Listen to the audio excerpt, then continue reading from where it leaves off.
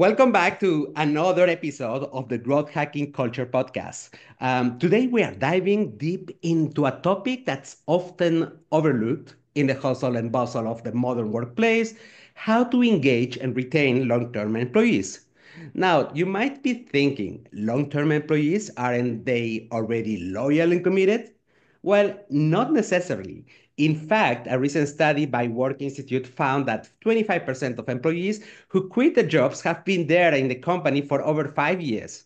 That's like a quarter of your experienced workforce walking out the door. So, what's the secret to keeping these valuable team members happy, engaged, and thriving? That's what we are here to explore today with Ann Garza. And let me tell you a little bit more about my guest.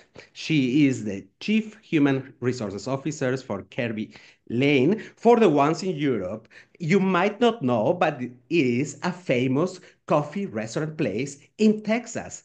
And by the way, we were talking about Texas just before. Texas is like a different part of the world, a different country inside of the big country of the United States. They are quite peculiar, in fact, on their ways, on the culture, on the way they engage with people. And it's quite magnificent. This is the real, genuine people. I wanted to discuss a little bit more about Rosan. She has a career spanning in various leadership roles in the restaurant and hospitality industry. Her expertise and dedication extend beyond the organization, as she's uh, actively contributing to the Texas SHRM Executive Council, and she's often advocating for HR professionals and kind of fostering excellence in the field. Thank you very much, Rosan, for spending some time with me. Of course. Thank you so much for having me. It's my pleasure. Roseanne, I wanted to dig into the core of this discussion. Is there really difference that you have observed between the employees who have been with the company for a long time and those who are newer? Is there any something specific that you have observed? Um, there is. I mean, I'm glad that this is what we're discussing today because I really do think this is something that we should spend more time on. I think there are definite differences. Give you just a smidgen more about Kerbey Lane so you understand why I have some of these opinions. So we are the largest family-owned and operated restaurant group within Central Texas. As Ivan said, Texas is its own kind of country within the United States. Texans typically we have a lot of pride. You can see some of mine behind me, Yeah. but that's just a little bit about kind of who we are and how we do things. We also really love to do things big, and so Texas is known for those things. Kerbey Lane is a full service family and casual dining restaurant that serves breakfast at any and all times. But we also, of course, have a very robust lunch and dinner. We have been around for almost 45 years. So our 45th anniversary is coming up, and we're thrilled about that. So we've been around a while. We've seen a few things. There was a little thing called the pandemic. That is sarcasm for those of you who don't pick up on my sarcasm. That happened in recent years, and that really kind of changed the face of the service industry and of restaurants. I personally have always been in hospitality in some form or fashion, starting from the age of 16 until now. I've been with Kerbey Lane for the last 18 years. So in that time, I've seen a lot of change, a lot of growth, multiple generations in the workforce. And you know, the story that we're told that every new generation is the worst, and they're not. They're not, right? So let's get all that kind of out of the way and jump into long term.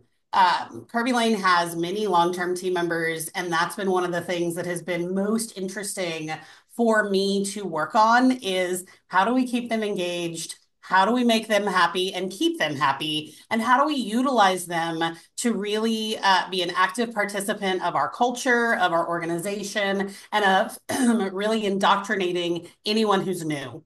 And so we've got everything from people within our office like me, who I've been here 18 years, and I'm not even the longest. There are people who have been here 25, 27. We've got our longest team member has been here. Like I said, we've been around 45 years. He's been here 40. Ooh. So we have some very, very, very long term. Then within our restaurants, we've also got some very long term. We've got many of our managing partners and our leadership within the restaurants have been with us no less than 10 years. Usually the average is 10 to 15 is kind of where they're sitting today. And then we've even got frontline team members, whether they be cooks or servers, who have been here 20 plus years. So uh, I've got a large gambit of long-term team members, but also plenty who are brand new. Every day we are hiring. So how do we keep them engaged, right? I think that the biggest thing to keep in mind is that your long-term team members can be your biggest advocates or your biggest detractors. Mm. And so making sure they feel seen and heard and creating those opportunities to do that, I think that's really important, Ivan. Okay. But tell me one thing. So, y- and you have been working in some other places before. Is it different when when we are talking about a family-owned business compared to the big corporations in terms of the way they treat people, or is it like some beliefs that we have? I would say it's different. I mean, there's a reason I work here, right? And there's a reason I've worked here 18 years. I historically I've done HR for other organizations. I love those other organizations.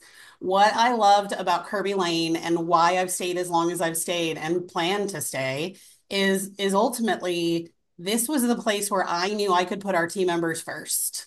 I knew that I could list, I had the support from our executive team and from our board of directors to really make sure that our team members feel heard, feel valued, feel appreciated, and feel put first. And that is what makes my job not only incredibly valuable to me, but that's really, I think, what makes my job so wonderful for the team is I'm able to really lead with heart.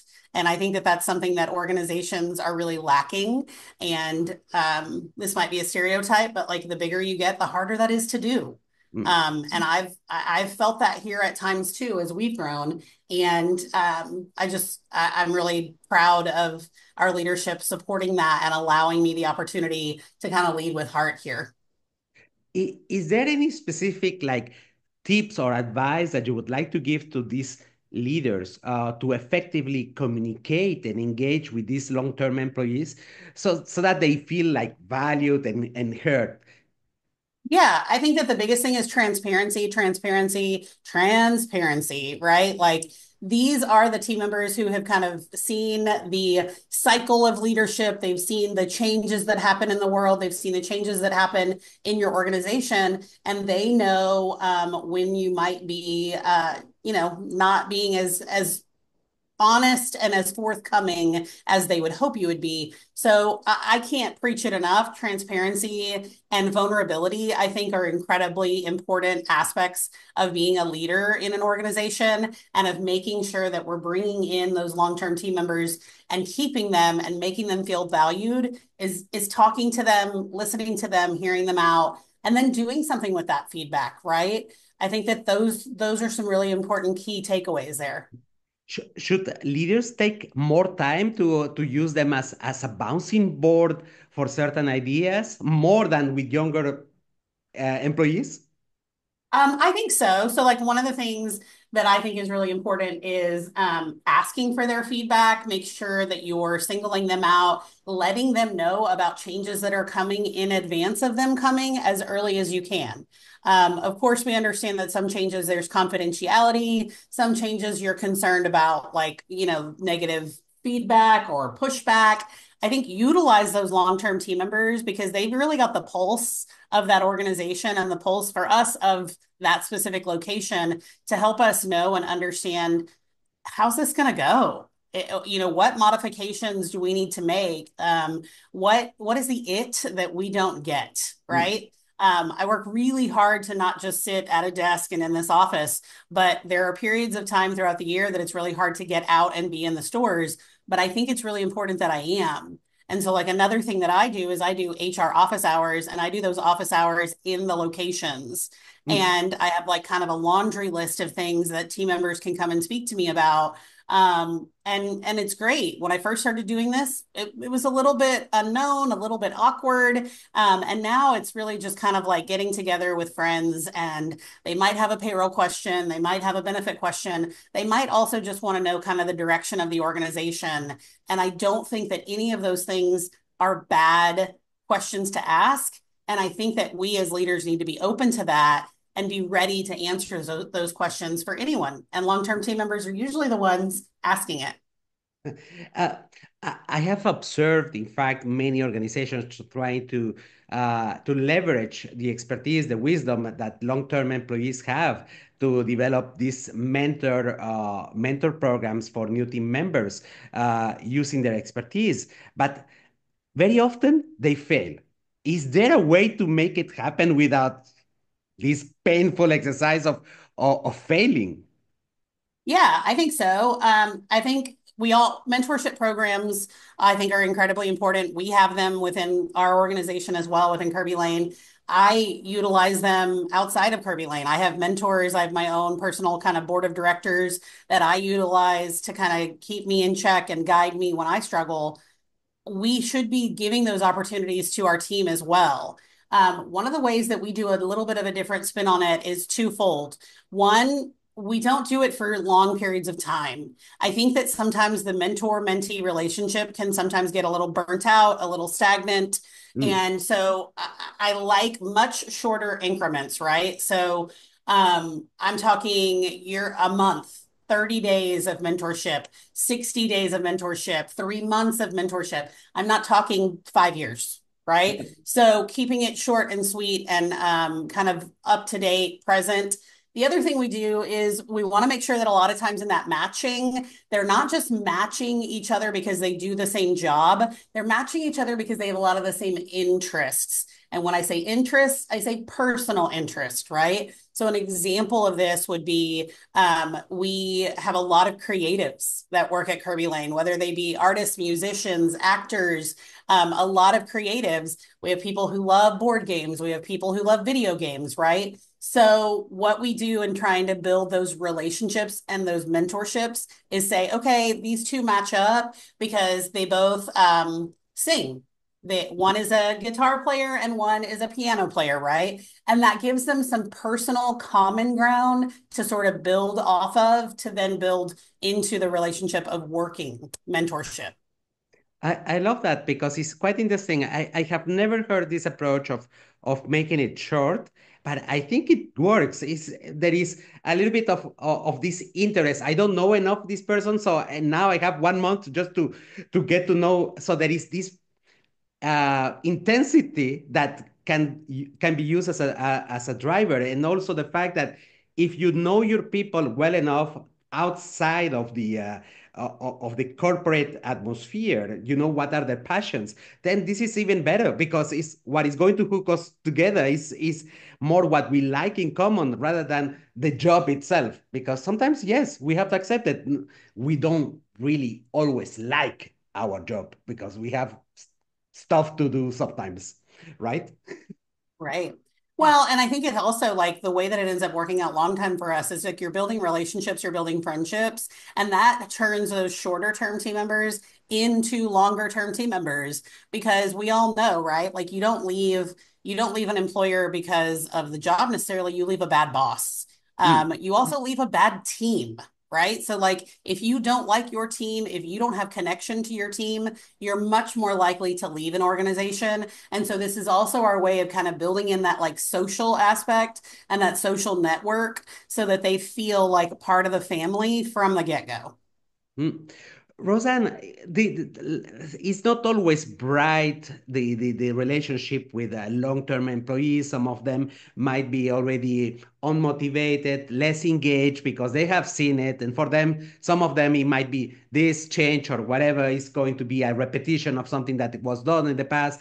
So is there a way, in fact, to keep them motivated and also to give them the feeling that there is growth in any case, that it doesn't have to be just the title, the growth in terms of new skills that you can acquire or how important you feel in the company.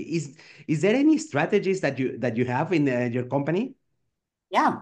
So there's a couple different ways. Number one is burnout is normal. I mean, like every single person experiences burnout in some form or fashion in their life. And I think that's normal. It's really about like the healthy ways that we deal with burnout. And so we try really hard to have, again, open and transparent communication, making sure that the team feels listened to and heard. And if they're struggling, having that conversation.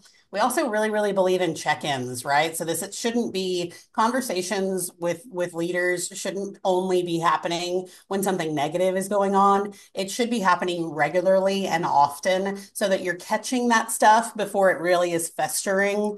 And then I think the other thing I was going to say is making sure that you do give them options for promotion, but making sure they have a clear picture of what that looks like.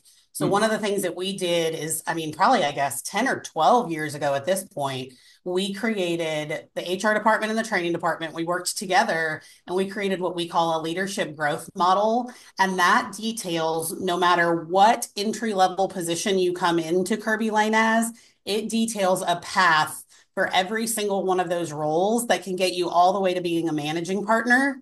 And so that really that's up to them. The book is in their hands, and if they want it, they can have it. These are their opportunities. It teaches them the behaviors, the knowledge, the skills, the books that we would love for them to read, the classrooms and trainings that we will require them to have taken. And so it's all part of what we call like Kirby Academy and teaching them and kind of keeping them engaged and making sure that they know that they have these options here and that this is the way to make it happen. mm. In specific times of change where there is a transition period towards something else, like let's say full digitalization of administration or a new culture that you want to implement in a corporation, is there something specific that needs to be done that leaders have to do, especially for the long-term employees? Do they have to take care of them in a different manner during organizational change? I think so. Yes. I mean, I believe that these are, again, I'll use the words I used at the beginning. These can be your biggest promoters or your biggest detractors, right? And a lot of times within an organization, those long-term team members, they've got a following per se. They have a group of people, they have a clique of the organization of friends that they've made or trusted peers. And you want to make sure that they know and understand or are on board with changes that might be coming. Another way to do it is roundtables, right? So do a little bit with them before the change is about to occur. Again, a lot of the changes that we make it as an organization, that's impacting the front line. So why shouldn't we ask the front line, what do you Mm, think of this? Like, what do you think of this? We think XYZ is a great idea. Do you? And how will this impact your daily life? And do you like it? Do you not like it? What modifications can we make, if any, so that this is less disruptive to you? mm. Um, is there any specific way to make uh, that there is a culture, so that there is a set of beliefs and behaviors in the company that helps these long-term employees feel recognized for the contributions, even if the most spectacular contribution happened a couple of years ago, that they still feel recognized, and and that we foster this sense of loyalty and making part of that community called work. Yeah, so let's unpack the word recognition, right? So I would venture to guess the way that I appreciate being recognized and the way that you appreciate being recognized are really different, right? I would imagine every person who's listening, it's different. None of us are going to have the same one, two, or three things that we value for recognition. So it starts with the conversation of how do you like to be recognized, right? I think that in organizations, and especially the bigger that you get, there's this idea that everybody just wants rewards and incentives. Mm, And what we find within our organization is that's not really even what they want. They want flexibility, they want freedom, they want respect. And so knowing that and utilizing that to tailor. And again, the word tailor is really important here. Individualized recognition and appreciation. I think that's how you keep those long-term team members is tailored and then individualized, right? We don't live in a one size fits all society. We don't live in a one size fits all organization. And so I think really taking the time to ask them, how do you like recognition and appreciation? And then tailoring it to them. They're going to feel valued. They're going to feel heard. They're going to feel appreciated if you're able to pull that off. You made me think. I have seen live, in fact, programs of recognition that happens once per year where approximately 40 people out of 1,000 get the same reward. Exactly, like it goes from the $500 to more senior people receiving even one salary. And I can tell you that didn't have an impact. So the company used a hell of a lot of money for nothing. Some of them would have been a little bit more they would have felt better if somebody mentioned what exactly did I do to get that in front of other people. Some of them would have, as you said, get maybe got they could have got other type of responsibilities, but it's not about money, and this is the misunderstanding. Our, I mean, the mapping of culture that or the change, the transition that we are going into our set of beliefs makes us that we want more of real human connection rather than the perks. So we would be able to sacrifice a little bit if we feel more present. We are not just an SAP number in the company. And unfortunately, there is still a lot of people who haven't understood that part. And that drives me to my next question. Rosan, you have been in human resources for a while. A lot of people, I saw that you don't have a degree in psychology, but in Europe, 50% of people in HR have a degree in psychology. But let me tell you what, they it seems that when they come to HR, they have forgotten a little bit of this human understanding humans, and they become process oriented, and they don't see something else than just either a number or a salary that is being given to an Excel line. Uh, is it something that is similar in the United States that some of the human resources are being used as a process-oriented uh, person instead of being driving connection with people? Yeah, so it's interesting that you say that. I think, you're right. I've been in HR for a long time. I do HR, I think, differently than a lot of my peers. And I'm not here to say that someone is right or someone is wrong. There is Hmm? your way of doing it, there's my way, and then there's this other person's. And there's value there's value in all of it, right? I think that historically the profession there has been a history of focusing on the compliance, focusing on the to-do list, focusing on sort of the systems and the processes, and all of those things are of great value.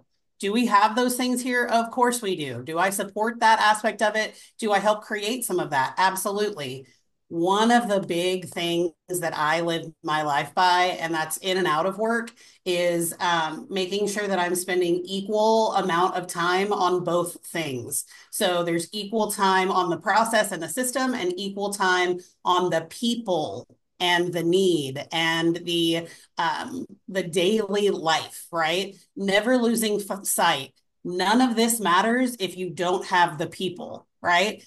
We can make systems all day long. We can make processes all day long. If you can't hire because you're not a good place to work, it doesn't matter. Mm. None of that matters, right? It's a little bit of like the chicken and the egg, right? Like I imagine you've heard that. What came first, the chicken or the egg? In Yeah. human resources, what comes first, the people or the process? And in my mind, it's the people, right? And so if you've got that flip-flopped, I encourage you to evaluate. And I think one of the ways that we also we kind of sing that and live that at Kerbey Lane is through our core values and our core purpose, right? So our core values are really simple. There are 3 C's: care for the food, care for the guest, care for each other, right? And so we're a restaurant group. Guests, obviously, if we don't have guests, it doesn't matter. Food, if we're not serving great food, it doesn't matter. Caring for each other is that third and most important in my mind piece of that pie. And then, our core purpose is to be a place where everyone feels welcome. Everyone, right? And so that's our team members, but that's also our guests, that's also our vendors. That's each and every single person. We want them to feel welcome. And my part in HR is making sure that I'm doing that for our team. Mm. Eh, And very often companies tend to overcomplicate. I have seen companies with 10, 12 different values. Yours are simple, understandable, and we relate to that. I mean, even if I'm just cleaning the toilets or I'm being the managing partner or in your company, I would understand it in the same way. Yeah. Well, and I think we're all overwhelmed, right? Like we're all living in a society that is incredibly overwhelming, incredibly busy. Technology is wonderful, but technology has also made it to where we never have downtime, right? Like there's never, my parents grew up in a world where they worked a very traditional Monday through Friday, 8 to 5 kind of job. And when you left the job, you left the job. You didn't think about it. You weren't getting emails at home. You weren't getting a text message about something. That is not the world we live in today. Mm. Every business is global and every business is 24 hours a day, 7 days a week, 365 days a year. So we've really, really got to find the ability to make sure that we're putting the people first Mm. and being respectful of that because it's very easy to be overwhelmed in society today. And one of the easiest ways to do that in a business is I've had other bosses that they'll just shoot off an email whenever something they're thinking of it, and then I'm getting that email and I'm like, oh, I need to do something with it. And it really makes you feel like you don't ever have time away. And one of the things that we coach our leaders on and that we, practice what we preach is schedule that message to go out during normal business hours, right? It's okay that you're thinking about it right now. It's okay that you write an email about it. That doesn't mean it has to go out to the whole team immediately. Schedule it for when they're working. Respect their own boundary too. You know what? Now that you have been discussing and mentioning several times this story about the focus on the people, I realize that I have been a little bit unfair with my comment before, saying that HR, despite the fact that they study psychology, they forget. But I have to give it also. Let's slap a little bit also the business because that overload of human resources people on processes come also from the business pushing whatever they don't like, they push it to human resources. And it has increased on top the complexity of things that they have to manage because of COVID, we had a little bit more of mental health well-being, which wasn't there any before that. Well-being was a word that nobody knew. The fact that to take care more of reshuffling the work culture or amending things that do not work in the culture, that's something that's also very often in the lap of human resources. Transformation, sometimes it goes into human resources. So there is a bunch of things that are pushed away and the guys have stayed more or less in the same number and the processes that they have are still super manual and they have shitty systems. I don't know, just to name SAP, but anyways.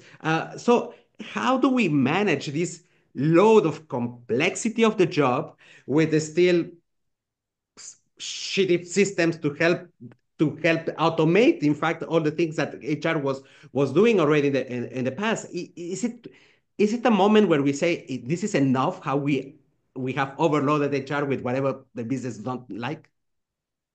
Yeah, absolutely. HR is overwhelmed, guys. Like, if this is the first time you're hearing it, I'm sorry. It is not breaking news. We are overwhelmed, and there's a lot on our plate. I encourage you to like go out and look at a job posting for an HR position, and it is literally like bullet point, bullet point. I mean, like it is a laundry list. It is a grocery store list of all the many, many things that you're, supposed to be an expert on and also supposed to do. But you're also supposed to be kind and you're also supposed to take time for yourself. Mm, And it's not realistic, right? So there are a lot of things in HR that are have to haves and there are some that are nice to haves.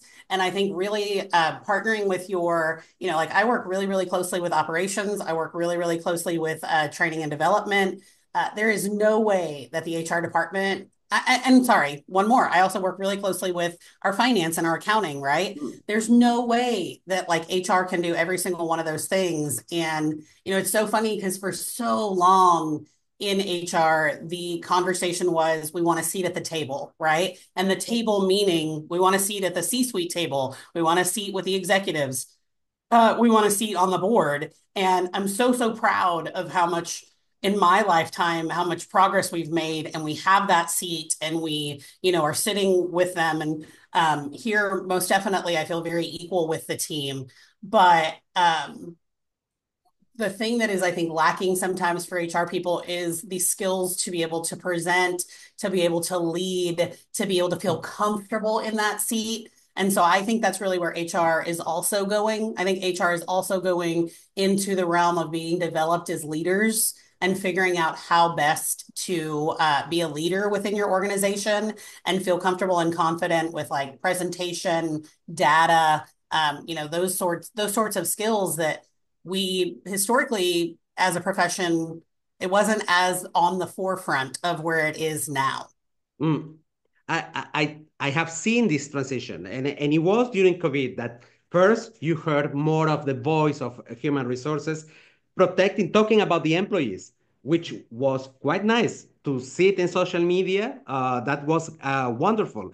But despite the fact that yes, they there is much more interest for different complementary skills that can help them grow in terms of their leadership, in terms of technology, because there was a lot of old software that needed to be replaced. Otherwise, it was just manual feeding the beast with numbers.